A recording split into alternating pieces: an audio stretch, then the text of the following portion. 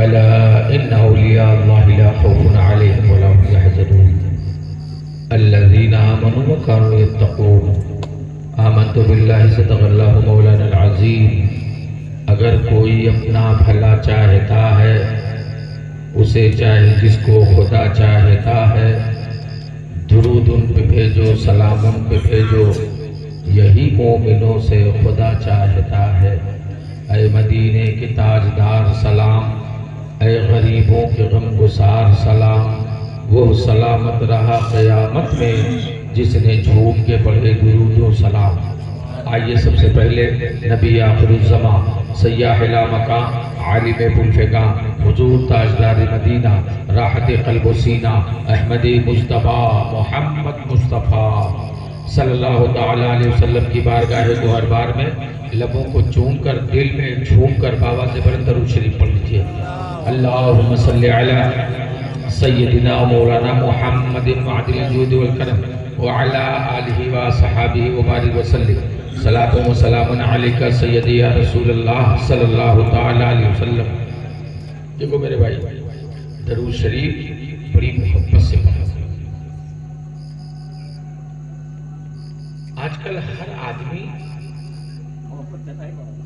نئی بات نہیں چچا، آج کل ہر آدمی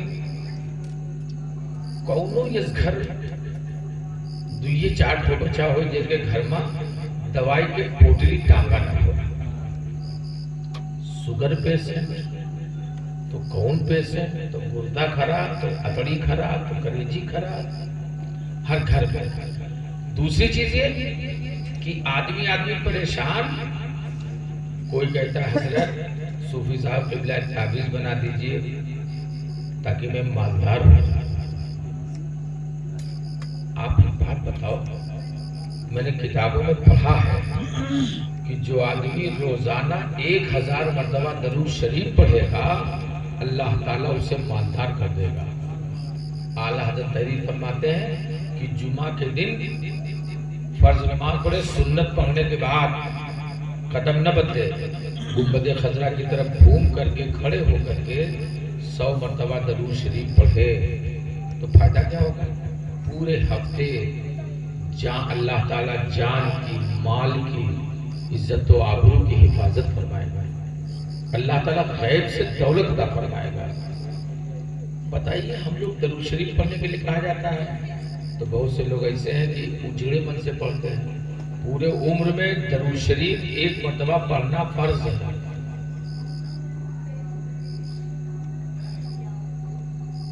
جب بھی ہم جانتے ہیں، دیکھیے ہلکی پھلکی ٹھنڈک بھی ہے، میلاد شریف میں بھی اتنا وقت نہیں ہوا ہے، دیہات کے لیے تو زیادہ وقت ہو گیا ہے، 12 بج رہا ہے، لیکن پھر بھی آدمی دیہات میں بھی ہے تو یہ تو چل رہا ہے مشین موبائل کے، اچھے رات کے 2 بجے تک وہی بجا رہا تھا۔ معاذ اللہ میں نے دیکھا ہے کہ ہمارے نوجوان رات بھر اس میں پکچر لوڈ کر کے دیکھتا ہے۔ وہ کے بعد بتاؤ، پریشان ہم لوگ نہ رہے تو کیا رہے؟ جس کا نوجوان تنہائی ڈھونڈے، تنہائی میں گندی فلمیں دیکھے موبائل پہ، اور باپ خاموش رہے تو بتاؤ پریشان ہم نہیں رہیں گے تو کون رہے؟ ہمیں سدھرے تو ہے نا۔ سبیرے بہت سواب بھیا لگا رہا ٹینٹ ہاؤس، بہت سواب انتظام بڑھیا بڑھیا رہے، صوفی صاحب بھی آ رہے، سید صاحب بھی آ رہے، کہیں پا گئے رہے انہیں والے۔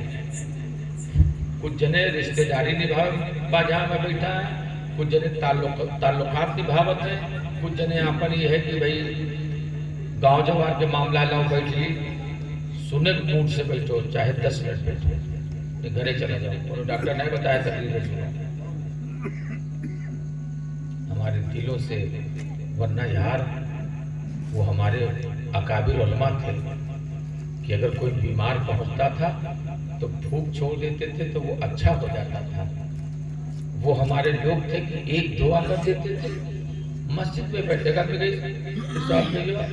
ہم گئے کھانے کعبہ کے خلاف پکڑ کے روئی کے دعا کیے، میری نماز دعا قبول نہ ہوا۔ تمہیں کہاں قبول ہوئی؟ گئے رہے حج کرے، واپس آوے لگے دوسرے حاجی کھجور چرا لیے چلاوت۔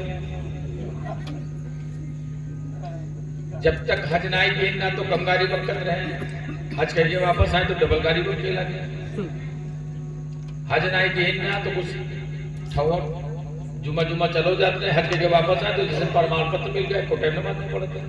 ایک ملا ہم نے محلے میں 1 مہینہ ہوئے گا حج کرے واپس آئے، 1 مہینہ بیت گا، 1 مہینہ بعد ملا تو سنو حاجی صاحب 1 مہینہ ہوئے گا تو وہ آئے ایک کوٹے مسجد بنایا، ارشاد بھیا دنیا کا ہم سب سے بڑی مسجد نماز پڑھ لیا ہے، اب چلیے چھوٹ مسجد نماز پڑھی۔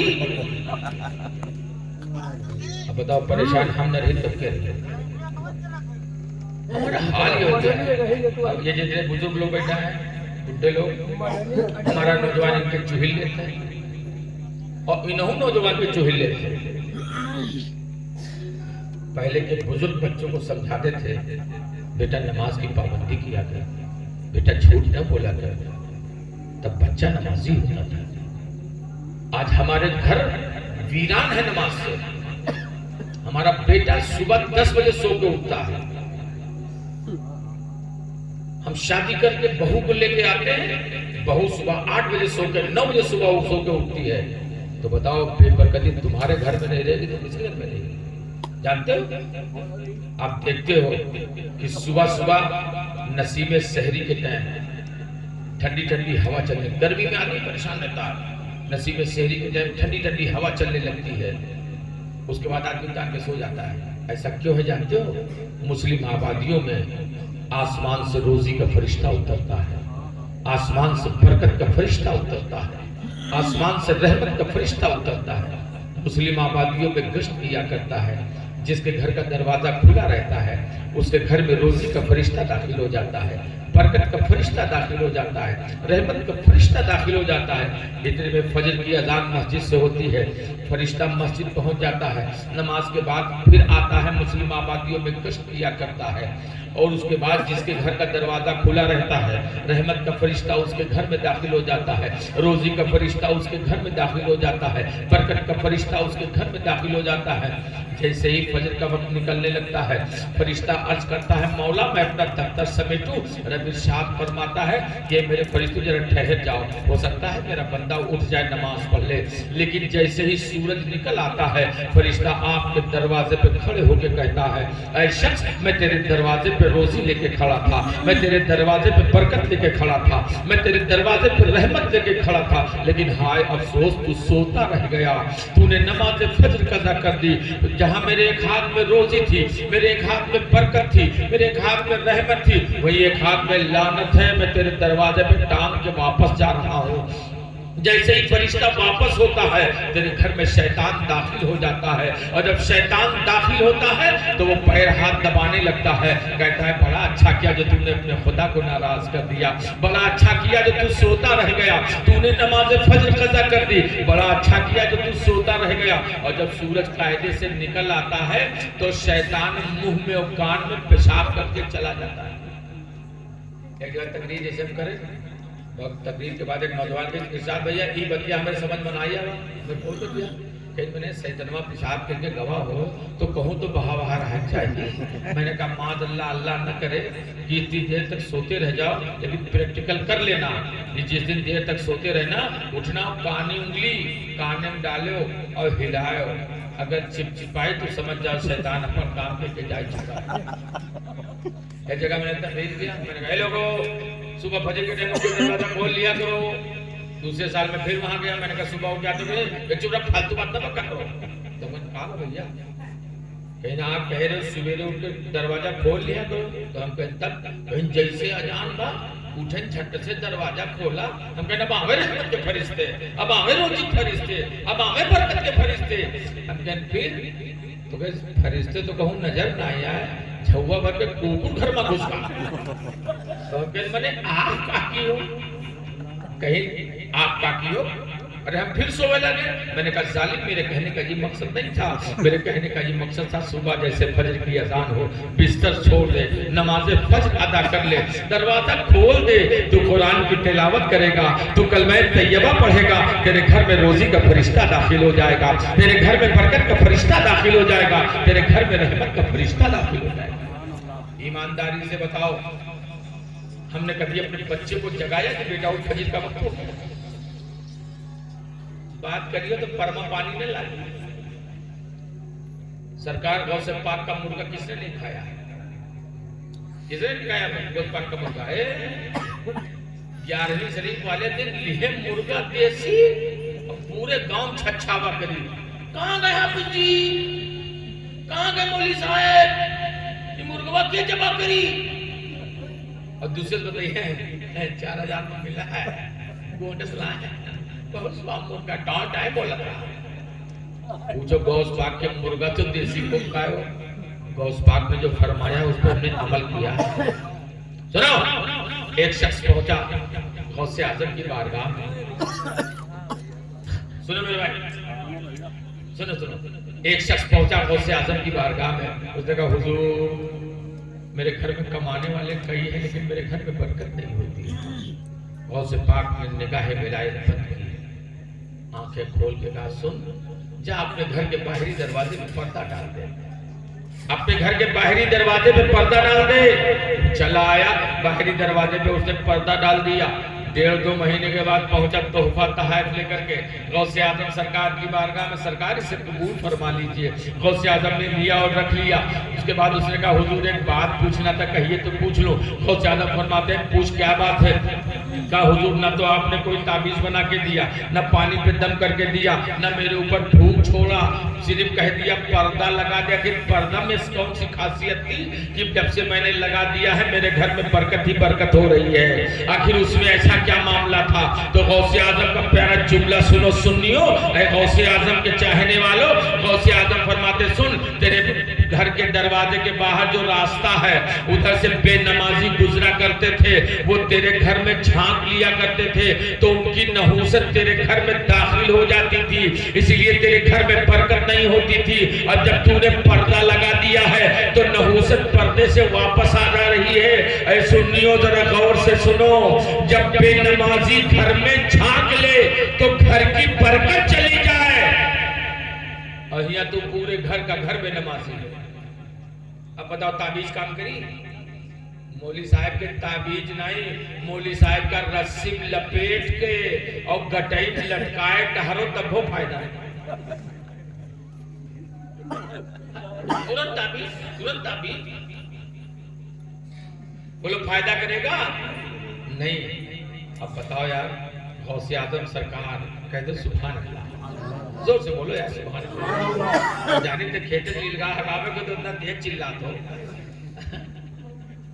اتنا تیز چلا دو کہ جو گوشت کے منہ سن لے ہو یہ سبحان اللہ کہے تو. سبحان اللہ کا مطلب ہے اللہ پاک ہے.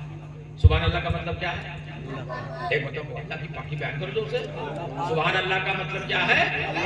اور سے بولو اللہ. جب کوئی مومن بندہ دل سے کہتا ہے سبحان اللہ سبحان اللہ سبحان اللہ تو اللہ تعالیٰ اپنے فرشتوں سے پوچھتا ہے اے میرے فرشتوں یہ میرا بندہ کیا کہہ رہا ہے؟ رب سب جانتا ہے. اے میرے فرشتوں یہ میرا بندہ کیا کہہ رہا ہے؟ فرشتے عرض کرتے ہیں مولا وہ تجھے پاک کہہ رہا ہے. رب ارشاد فرماتا ہے میرے فرشتوں میں تو پاک ہوں ہی، جس نے مجھے پاک کہہ دیا ہے میں نے اس کو گناہوں سے پاک کر دیا. تو گناہوں سے پاک ہونے کے لیے بھی سبحان اللہ بول دیا کیجئے. اب سنو، سرکار غوث اعظم 40 سال تک، کئی سال تک بول دو اللہ قدم تو لوگ بولت نہ ہے، کئی سال تک؟ 40 سال تک عشاء کی وضو سے فجر کی نماز پڑھے ہیں. کئی سال تک؟ عشاء کی وضو سے فجر کی نماز. 40 سال تک راتوں رات عبادت کرتے رہے. ہم صرف غوث کے مرغوے کھائے لائے. ہم غوث پاک کا معاہد بہت ہے، صرف مرغا کھائے چکر میں. غوث پاک کو مانو اور غوث پاک نے جو کیا ہے اس پر بھی عمل کرو. ہم غوث اعظم کے لیے الحمدللہ آپ لوگوں کی دعاؤں سے میں بھی اسی مارچ میں اور جون میں 2 مرتبہ بغداد شریف غوث اعظم کے روضے کو دیکھ کر کے آیا ہوں. غوث اعظم کی جالی کو چوم کیا اور الحمدللہ یہ پیکر اخلاص و محبت پیر طریقت عامل اولاد و وظائف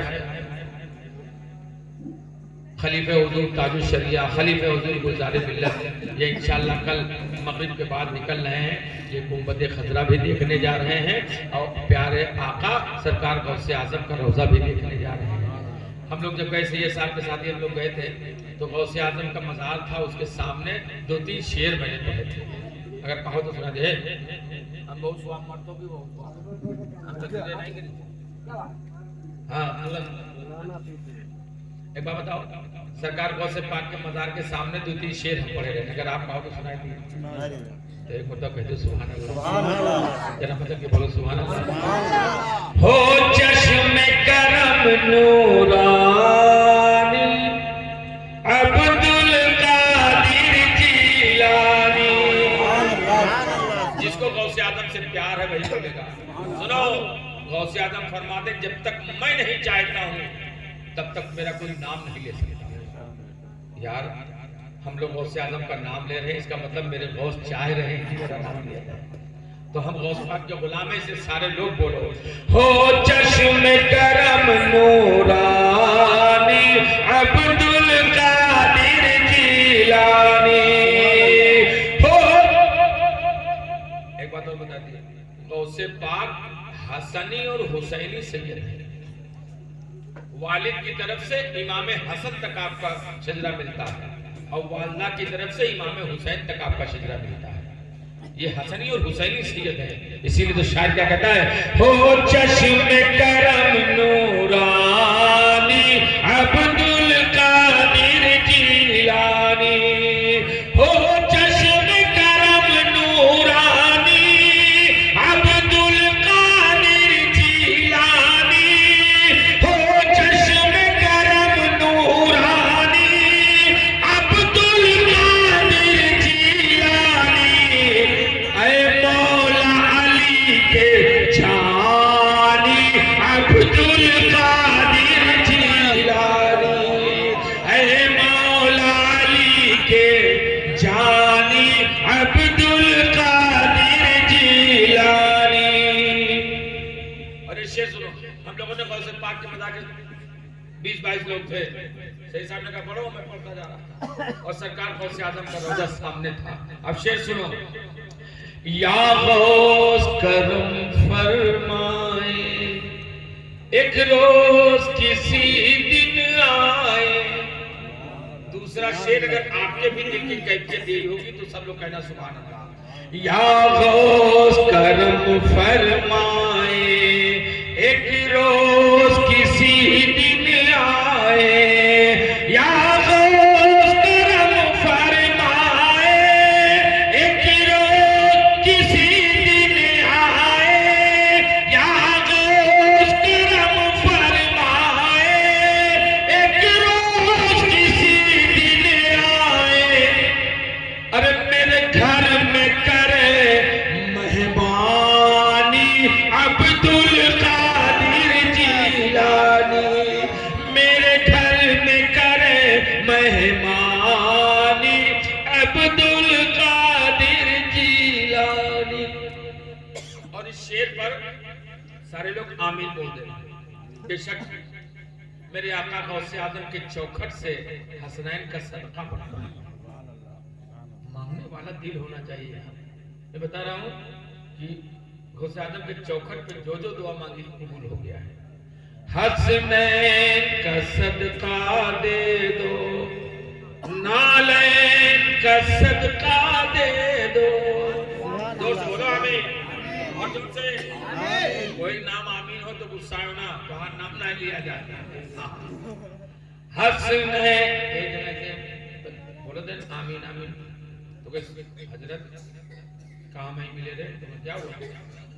تو سمجھتا ہے کہ نام آمین کہتا ہے. ہم کون آمین کے بات پہ یہ اپنے چپ لیے بیٹھا ہے.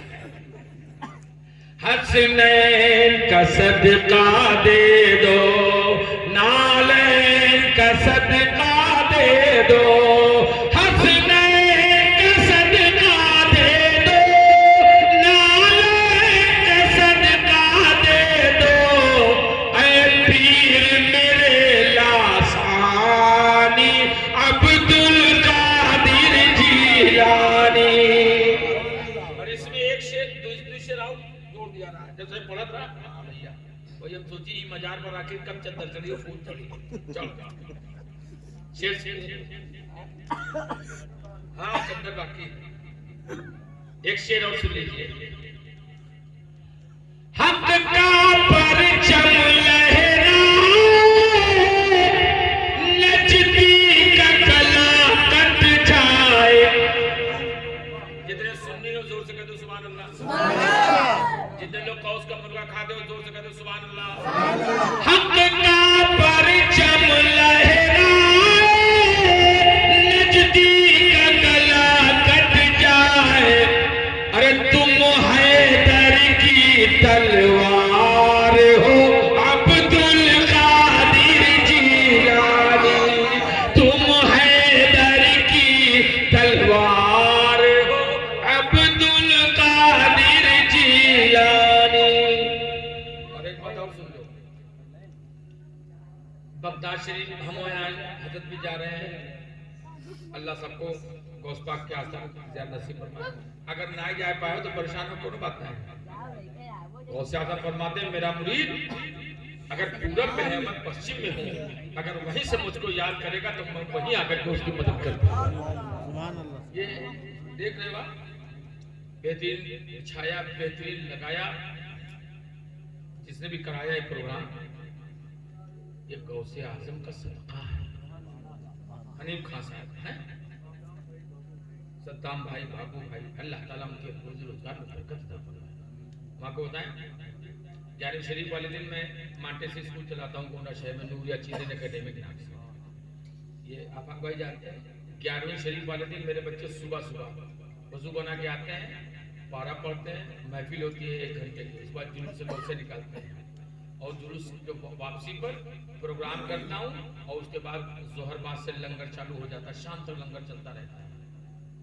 مجھے جو کچھ ملا ہے میرے غوث اعظم نے عطا کیا. غوث اعظم کا معمولی نہ سمجھو. سرکار مجاہد ملت کی بارگاہ میں ایک شخص پہنچا. سنو اے میری ماں بہن تم لوگ بھی سنو دھیان سے. سرکار مجاہد ملت کی بارگاہ میں ایک شخص پہنچا. اس نے کہا سرکار میں بہت غریب ہوں, بہت پریشان رہتا ہوں, سرکار کرم فرما دیجیے, کوئی تعویذ دے دیجیے. کہا سن تعویذ کی ضرورت نہیں تجھے, جا میری ایک نصیحت یاد رکھنا. کہا حضور کیا؟ کہا عربی کی 11 تاریخ, غوث اعظم کی 11 تاریخ کبھی بھولنا نہیں.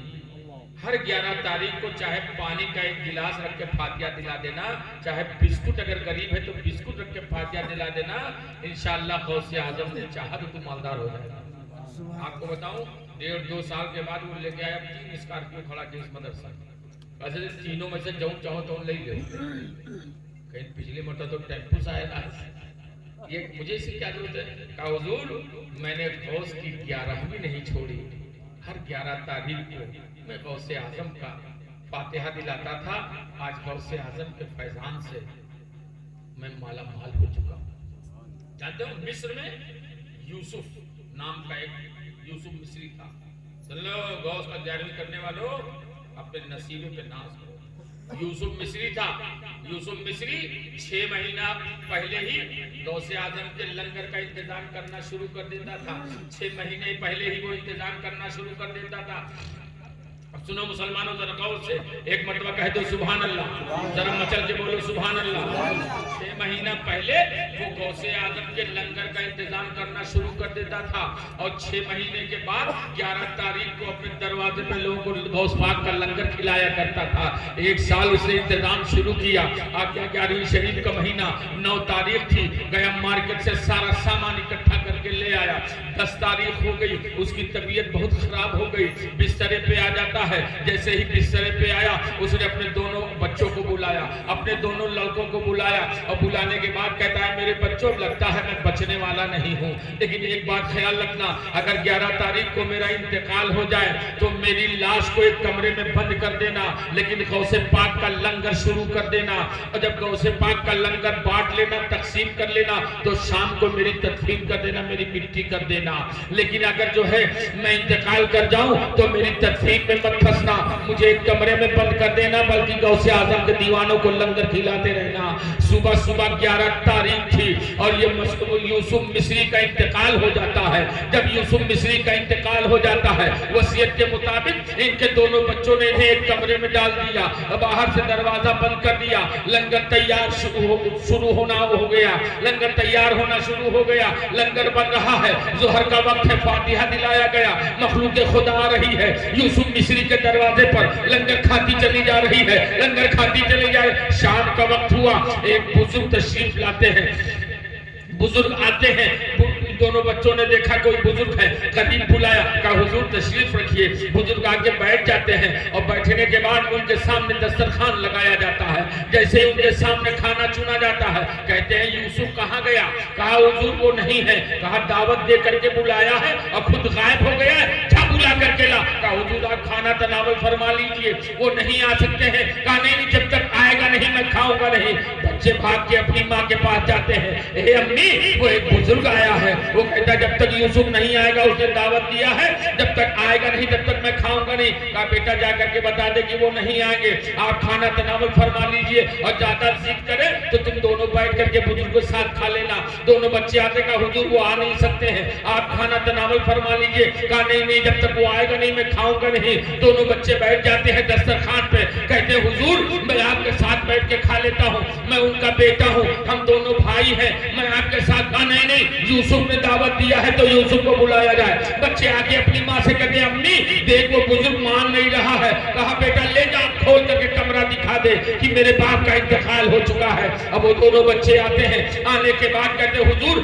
آپ کمرے میں چلے چلیے۔ کہا کیا بات ہے؟ کہا یوسف مصری سے ملاقات کرا دیتا ہوں۔ اس کے بعد یوسف مصری کے کمرے میں لے کے جائیں جہاں یوسف کی لاش پڑی ہوئی تھی۔ وہ بزرگ اندر داخل ہوتے ہیں، بچے کہتے حضور میرے باپ کا انتقال ہو چکا ہے، ان کی وصیت تھی کہ اگر میرا انتقال ہو جائے تو میری مٹی نہ کرنا بلکہ غوث اعظم کے غلاموں کو پہلے لنگر کھلا دینا، اس کے بعد میری مٹی کرنا، اس کے بعد غوث اعظم وہ جو ہے غوث اعظم کا لنگر کرنے کے بعد میری تکفین کرنا۔ وہ بزرگ کان میں چپکے سے کہتے ہیں ارے یوسف مجھے دعوت دے کر کے بغیر کھلائے سو گیا ہے۔ اللہ کے حکم سے اتنا کہنا تھا کہ یوسف مصری اٹھ کے بیٹھ جاتا ہے۔ دونوں بچوں نے قدم پکڑ لیا، ارے حضور آپ کون ہیں؟ کہا میں کوئی اور نہیں بغداد کا شیخ عبد القادر جیلانی ہوں جو میرے نام کا لنگر کرتا ہے۔ عبد القادر اس کے یہاں ضرور تشریف لانا۔ لنگر معمولی نہ سمجھنا، اسی لیے اپنے دروازے پہ سب سے اہم چیز ہے لوگوں کو کھلانا۔ اسی لیے فرمایا گیا کہ آپ اپنے دروازے پہ جب کچھ کھلاتے ہیں دعوت دیتے ہیں تو اس کے آنے سے پہلے اللہ تعالیٰ اس کا رزق بھیج دیتا ہے۔ ایک صحابیہ تھی، وہ آ کے نبی کی بارگاہ میں شکایت کرتی ہے یا رسول اللہ میرے شوہر کو سمجھا دے ڈیلی مہمانی بٹورے رہتے ہیں، ہمیشہ مہمان لے کے چلے آتے ہیں، آپ ان کو منع کر دیجئے۔ ان کے شوہر آئے، صحابیہ رسول تو میرے آقا فرماتے ہیں اپنے گھر میری دعوت کر دی۔ تو وہ خوش کہ آج کونین کا تاجدار میرے کی دعوت پہ آئے گا۔ کہا اپنی بیوی سے کہنا جب میں گھر سے نکلنے لگوں تو وہ مجھے غور سے دیکھتی رہے۔ کہا ٹھیک۔ آ کے اپنی بیوی سے کہا کہ آج میرے نبی مہمان ہونے والے ہیں۔ بیوی خوش ہو گئی کہ میرے آقا تشریف لانے والے ہیں، میرے گھر مہمان ہونے والے ہیں۔ کھانا بنانا بہت قائد سے بنانا شروع کر دیا، میرے آقا تشریف لائے، کھانا تناول فرماتے ہیں۔ اور اس کے بعد بیوی سے کہا جب میرے نبی گھر سے نکلنے لگے تو غور سے دیکھنا، جب میرے آقا کھانا تناول فرما چکے اور جب نکلنے لگے تو بیوی اپنی بیوی سے کہا دیکھ ہم میرے آقا کو دیکھتی جا۔ میرے آقا نکلتے جاتے تھے، جیسے ہی گھر کے اس پار گئے بیوی دوڑ کے قدم پکڑ لیتی ہے، یا رسول اللہ میرے شوہر سے کہہ دیجئے کہ ابھی ایک بھی وقت اگر کوئی مہمان رہا تو دسترخوان پہ اکیلا یہ نہ کھائے گا، اب میرے گھر مہمان کا آنا ضروری ہے۔ شوہر نے کہا کیا دیکھ لیا؟ کہا میں نے دیکھا کہ میرے آقا تشریف لیے جا رہے ہیں تو ان کے ساتھ ساتھ میرے گھر کی بلائیں بھی باہر جا رہی ہیں، میرے گھر کی مصیبتیں بھی باہر جا رہی ہیں۔ اے لوگوں سنو سنو، میرے آقا فرماتے ہیں جب تمہارے گھر مہمان آتا ہے اور کھا کر کے باہر نکلتا ہے تو اس کے نکلنے کے ساتھ ساتھ تمہارے گھر کی بلائیں بھی دور ہو جاتی ہیں، تمہارے گھر کی مصیبتیں بھی دور ہو جاتی ہیں۔ لیکن اب مہمان ایسے بھی نہ ہو چاہو کہ آوے ڈھار دے چھچا مہینہ یا جب تک راسن نہ ختم ہو جائے۔ جیسے آج کل دیکھا گیا ہے کہ جیسے شادی بھئی اور بھیا سسرال پہنچے تو چھچا مہینوں میں ڈھار سسرال میں جو کاہل ہو جاتے ہیں اور دماغ سمجھ کے آدمی اچھا اچھا کھانا بنا دیتے ہیں۔ یہ ملا پوچھی سے چاہتے ہیں آپ تو آپ لوگ سے سنے ہیں کہ دانے دانے پہ لکھا ہے کھانے والے کا نام، کہ فلانے دماد آمد 6 مہینہ ٹکا رہا پہ ایک ایک کتنا دانب نام لکھا ہوئی اکیلے کے نام دانا دانب نائل کا چاول کے بوری بوری لکھا ہے جب ختم ہو جائے خودے چلا جائے اے غوث کے چاہنے والوں اجر مچل کے تو سبحان اللہ سب لوگ جاگ گئے ہو تو جاگتی آواز میں بولو سبحان اللہ دیوانہ کہیں پکارے امداد وہی پا جائے یار مان کے تو دیکھو کھوٹا مضبوط پکڑو کیا پکڑو مضبوط کھوٹا مضبوط پکڑو غوث اعظم کا کھوٹا اتنا مضبوط ہے کہ جس نے غوث اعظم کی غلامی کا پٹا گلے میں ڈال لیا ہے کل میدان محشر میں وہ رسوا نہیں ہو سکتا یار غوث اعظم کا مانا ایک میرے دوست تھے ان کے ضلع اسپتال میں دودھی میڈیکل اسٹور تھا ہم گئے جلسہ تو ان سے کہا لگے حساب دیا بہت پریشان ہے میں کہاں گا کہیں 15,000 دن بھر کے دیتے 15,000 رات بھر کے دیتے ایک دکان کے 30,000 روپیہ اور ایک دکان کے 60,000 روپیہ دیتے ہوں گھر سے جاتے ہیں میڈیکل میں نہ چلتے ہیں تو کرو تعبیر میں دو ہمیں تعبیر کے چکر چھوڑ دو ہمیں تعبیر کے چکر چھوڑ دو ساجھا کر دو رہا تو بھیا ساجھا جب بات نہ کرو ہم کہیں دنیا دار سے نہیں تو اس سے پاک سے ساجھا کر دو کیسے تو ہم کہیں نفع جمع کے نہیں نفع کے جتنا نفع ملے جمع نکال کر نفع ملے نفع میں سے 5% یا 10% نکال دیا کرو 5% یا 10% نکال دیا کرو اور انشاءاللہ جو غوث اعظم سے جو ہے ساجھا کرے گا اس کے کاروبار میں کبھی آگ نہیں لگ سکتا ہے اس کے کاروبار کی کبھی چوری نہیں ہو سکتی ہے اس کا پیسہ کوئی مار نہیں سکتا ہے وہ ہمیشہ آگے ہی لوٹتا رہے اب غوث پاک سے اب حال یہ ہو گیا اس کا کہ 9 مہینہ بیتا رہا 9 مہینے کے بعد وہ فون کیا کہ بھیا صاحب دیا فلائٹ کا ٹکٹ دے رہا ہوں آؤ فٹافٹ تو میں نے کہا ہے کہیں جلدی آؤ پیسہ زیادہ ہوگا 9 مہینے کے اندر بہت بڑا جلسہ کرایا لنگر کرایا اور توشہ شریف کا میں نے کہا تھا اسے کہ یہ جو پیسہ نکلے گا اس پیسے کا توشہ شریف کا فاتحہ کرانا اور اس کے بعد لنگر کرانا مخلوق خدا کو بلا کے اپنے دروازے پہ کھلا دینا اس نے بہت بڑا 2.5 لاکھ روپے سے اس نے جو ہے نذرانہ بانٹا تھا غوث اعظم کو مان کے تو دیکھو یار ہم دل سے مانتے نہیں ہیں اگر یہاں ہم پکاریں گے تو میرے غوث اعظم یہی مدد کرتا ہے تبھی تو شاعر کہتا ہے دیوانہ کہیں پکارے امداد وہی پا جائے ارے تم بھلے سمندر پار ہو عبد القادر جیلانی تم بھلے سمندر پار ہو عبد القادر جیلانی اور سنا بھی اگر آئے چچا سنائیں گے بیدار ہو سرکار غوث پاک کی بات ہو جائے یار اے غوث پاک سبحان اللہ کہہ دو سبحان اللہ اور سے بولو سبحان اللہ غوث پاک کی بات سنو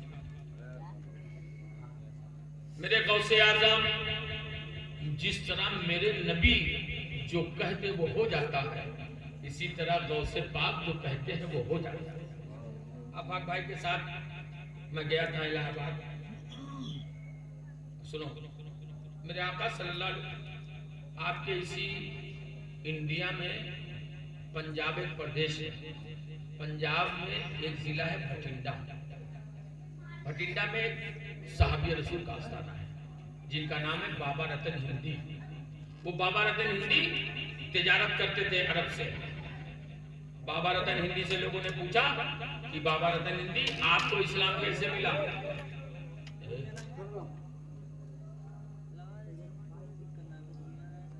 بابا رتن ہندی نے پوچھا کہ آپ کو اسلام کیسے ملا تو بابا رتن ہندی کہتے ہیں کہ میں تجارت کے لیے ہمیشہ مکہ جایا کرتا تھا ایک مرتبہ میں مکہ گیا تجارت کے لیے تو بارش ہو رہی تھی مکہ کے باہر ہی تھا کہ بارش شروع ہو گئی بارش میں کیا دیکھتا ہوں کہ ایک نالا بہ رہا ہے نالے کے قریب ایک خوبصورت بچہ کھڑا ہوا ہے اتنا خوبصورت آج تک میں نے اتنا خوبصورت کسی بچے کو نہیں دیکھا میں جب اس کے قریب پہنچا تو میں ہندوستانی تھا ہندی جانتا تھا وہ بچہ عربی جانتا تھا میں نے پوچھا لیکن وہ عربی میں کچھ کہا میرے سمجھ میں نہیں آیا تو میں نے اشارے سے پوچھا کہ نالا پار کرنا چاہتے ہو؟ بچے نے سر ہلایا، میں نے اس خوبصورت بچے کو اٹھایا، اپنے کندھے پہ بٹھایا، نالا پار کر دیا۔ اب وہ عربی میں کچھ کہہ رہا تھا، میرے سمجھ میں نہیں آیا، صرف اتنا سمجھ میں آیا کہ اس بچے نے 7 مرتبہ کہا اللہ تیری عمر میں برکت دے، اللہ تیری عمر میں برکت دے، اللہ تیری عمر میں برکت دے۔ وہ ادھر چلے گئے، میں ادھر چلا گیا تجارت کرنے کے لیے۔ اس کے بعد میں واپس آیا ہندوستان، اور اس کے بعد کئی سال کے بعد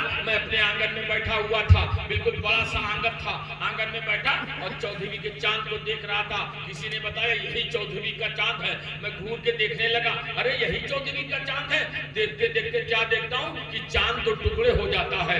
میں نے اپنی آنکھیں ملی، میں نے کہا چاند تو ٹکڑے ہو گیا۔ تھوڑی دیر کے بعد دیکھا کہ چاند آپس میں مل جاتا ہے۔ اب مجھے بڑی پریشانی ہوئی کہ شاید میرے نظر کا دھوکہ تو نہیں تھا۔ کچھ دن کے بعد عرب سے تاجروں کا قافلہ آیا، تو وہ آتے تھے ہندوستان، تو میرے یہاں ہی ٹھہرتے تھے اور یہیں سے تجارت کرتے تھے۔ تجارت کر کے جب شام کو واپس آئے، سب آپس میں بیٹھے تھے، تو میں نے کہا ایک بات بتاؤ، فلاں تاریخ کو چودھویں کا چاند چمک رہا تھا، میں نے دیکھا وہ چاند کے 2 ٹکڑے ہو گئے تھے، آدھا آدھا آپس میں بٹ گیا تھا، کیا تم لوگوں نے بھی وہاں دیکھا تھا؟ کہا ارے یہ تو میرے مکے کی بات ہے۔ کہا کیسے؟ کہا میرے مکے میں محمد ابن عبداللہ ہے، اور محمد ابن عبداللہ سے ابو جہل نے کہا اگر تم نبی ہو تو چاند کے 2 ٹکڑے کر کے دکھاؤ۔ محمد ابن عبداللہ نے انگلی کا اشارہ کیا، چاند 2 ٹکڑے ہو جاتا ہے، پھر آپس میں اشارہ کیا تو مل جاتا ہے۔ اب بابا رتن ہندی کہتے میرے دل میں آیا کہ ہو نہ ہو جلدی سے جلدی مجھے اس نورانی چہرے والے کا دیدار کر لینا چاہیے۔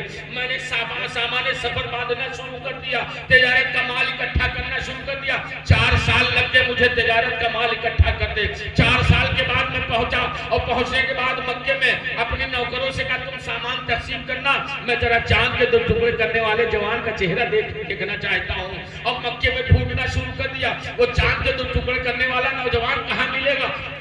کہا مکے والوں نے انہیں اتنا ستایا کہ وہ ہجرت کر کے مدینہ پہنچ گئے ہیں، اور اپنے آگے نوکروں سے کہا تم یہیں تجارت کر کے یہیں رکے رہنا، میں مدینہ جا رہا ہوں، وہاں سے واپس آؤں گا تب واپس چلیں گے انڈیا۔ اب وہ چلے، بابا رتن ہندی پہنچ گئے مدینہ۔ لوگوں سے پوچھا وہ چاند کے 2 ٹکڑے کرنے والے محمد ابن عبداللہ کہاں ملیں گے؟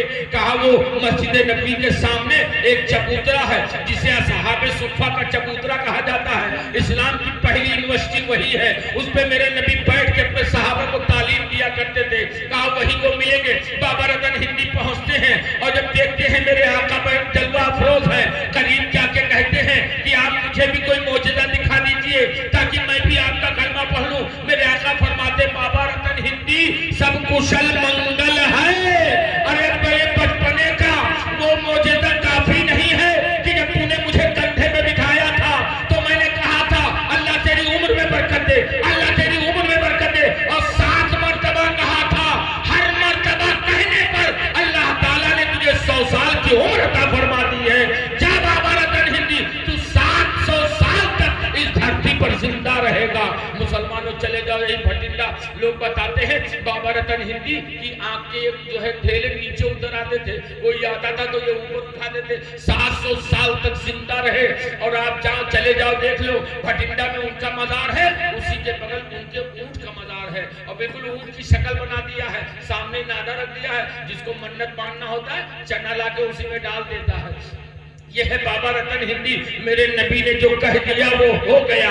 بابا رتن ہندی کو کہ تو 700 سال تک زندہ رہے گا۔ اب آؤ چلتے ہیں بغداد شریف، ان کے لاڈلے، ان کے پیارے سرکار غوث اعظم کی بارگاہ میں، آپ کی بارگاہ میں، یہی الہ آباد کی سرزمین پر ان کا آستانہ ہے بابا منور علی شاہ۔ ہم لوگ الحمدللہ ان کے مزار پہ حاضری دیے ہیں۔ بابا منور علی شاہ، وہ منور علی شاہ جو غوث اعظم کو وضو کا پانی دیا کرتے تھے۔ ایک دن سوچنے لگے کہ آب حیات کیا ہوتا ہے کہ آدمی پی لیتا ہے تو مرتا نہیں ہے، اور غوث پاک تو دل کے حال کو جاننے والے ہیں۔ غوث پاک کہتے ہیں منور کیا سوچتا آب حیات، میرے وضو کا پانی پی لے تجھے آب حیات کا مطلب سمجھ میں آ جائے گا۔ بابا منور علی شاہ غوث پاک وضو بنا رہے ہیں، بابا منور علی شاہ نے نیچے چلو لگا دیا، 1 چلو پیا، 2 چلو پیا، 3 چلو پیا، جب 5 چلو پی چکے تب غوث اعظم فرماتے بیٹا منور کیا کر رہا ہے، بڑھاپے کی تکلیف برداشت نہ کر سکے گا۔ بابا منور علی شاہ نے 6واں چلو پیا، 7واں چلو پیا، 7 چلو پیا، غوث اعظم وضو سے فارغ ہوئے، ارشاد فرماتے سن منور، ہر چلو پر اللہ تعالیٰ نے تجھے 100 سال کی عمر عطا فرما دیا ہے، 60 چلو پیا ہے، 700 سال تک زندہ رہے گا۔ یہی الہ آباد کی سرزمین ہے۔ لوگ بتاتے ہیں کہ بابا منور علی صاحب بیٹھے رہتے تھے اور اس کے بعد ڈھیلا نیچے کوئی آتا تھا تو ڈھیلا اوپر اٹھا دیتے تھے، ملاقات کیا جاتا تھا۔ سرکار مجاہد ملت اگر گاڑی آگے چلی جائے تو واپس کرو واپس کرو، آگے چوکھٹ چومتے تھے۔ کہا ہم غریبوں کا بغداد ثانی ہے۔ سرکار مجاہد ملت کی حضور پہلی کرامت وہیں سے ہے۔ سرکار مجاہد ملت کی بارگاہ میں ان کی مریدہ پہنچی، کہا حضور میرا لڑکا پاگل ہو گیا ہے، اس کو اچھا کر دیجئے۔ سرکار مجاہد ملت فرماتے بابا جا اپنا کام کر، میں خود پاگل ہوں تو کام پاگل کو ٹھیک کر پاؤں گا، جا اپنا کام کر۔ کہا نہیں آپ کی مریدہ ہوں، آپ کو ٹھیک کرنا پڑے گا۔ تب سرکار مجاہد ملت فرماتے جا چلے جا بابا منور علی شاہ کے آستانے پر اور اپنے بچے کو زنجیر سے باندھ دینا، مزار کا جو ہے پھول کھلانا اور مزار کا پانی پلانا، تیرا بچہ اچھا ہو جائے گا۔ وہ مریدہ تھی، مریضہ نہیں تھی۔ وہ لے کے آئی اپنے جوان بچے کو اسی پلر میں باندھ دیا زنجیر سے۔ اس کے بعد مزار کا پھول کھلانا شروع کیا، مزار کا پانی پلانا شروع کر دیا۔ 40 دن بیتا تھا، زنجیر آپ سے آپ کھل جاتا ہے۔ بیٹا چیخ کے کہتا ہے میری امی اللہ والے کے آستانے پہ اب میں اچھا ہو چکا ہوں۔ ہم لوگوں نے جا کر کے دیکھا کہ وہاں بہت سے لوگ کی زنجیریں بندھی ہوئے، جو ٹھیک ہو جاتا ہے اس کی زنجیر آپ سے آپ کھل جاتی ہے۔ یہ ہے اللہ والے، غوث اعظم کے ماننے والے۔ غوث اعظم کے جب غلام کا یہ عالم ہے تو غوث اعظم کا حال کیا ہوتا ہے ہوگا۔ غوث اعظم فرماتے سنو سنیو، غوث اعظم فرماتے ہیں کہ سنو سنو، میرے دادا محمد عربی صلی اللہ علیہ وسلم نے فرمایا تھا من زار قبری وجبت لہ شفاعتی، جس نے میرے قبر کی زیارت کی اس کے اوپر میری شفاعت واجب ہو گئی۔ میرے آقا میرے دادا نے فرمایا تھا، اور یہ عبد القادر کہتا ہے جو میرے مدرسے کے گلی سے گزر گیا اس پر میری شفاعت واجب ہو۔ جانتے ہو ایک شخص کو غوث پاک کی بارگاہ میں لے کے آیا گیا، وہ بالکل 4 آدمی لاد کے اس کو لے آئے، بہت بڑا بیمار تھا، بالکل اب تھا کہ تب تھا۔ لوگوں نے کہا سرکار یا تو دعا کر دیجیے ٹھیک ہو جائے تو پھر چلے جائے۔ غوث پاک قریب گئے اور اس کے منہ میں کچھ ڈالا، وہ اٹھ کے بیٹھ گیا اور بالکل تندرست چلنے پھرنے لگا۔ لوگوں نے کہا حضور آپ نے اس کے منہ میں کیا ڈال دیا، ترنت اچھا ہو گیا۔ کہا سنو سنو میں نے کچھ اور نہیں ڈالا، میرے مدرسے کے بچے جس گھاس پر چلتے تھے اس گھاس کا ایک تنکا اس کے منہ میں ڈال دیا ہے، اب یہ اچھا ہو گیا ہے۔ غوث پاک کے مدرسے کے بچے جس گھاس پر چلے وہ تنکا ڈال دے غوث اعظم تو بیمار آدمی اچھا ہو سکتا ہے۔ تو جو غوث اعظم کا لنگر کرے گا، جو غوث اعظم سے محبت کرے گا، جو غوث اعظم سے سچی عقیدت رکھے گا، بتاؤ غوث پاک اسے کیوں نہیں عطا کرے گا۔ تبھی تو ہم لوگ کہتے ہیں یا غوث کرم کرنا بے کس نے پکارا ہے، طوفان میں ہے کشتی اور دور کنارہ ہے۔ اللہ تعالیٰ اپنے حبیب کے سچے دوپہر میں اس محفل کو قبول فرمائے اور ہم لوگوں کو غوث اعظم سے سچی محبت کرنے کی توفیق عطا فرمائے۔ السلام علیکم۔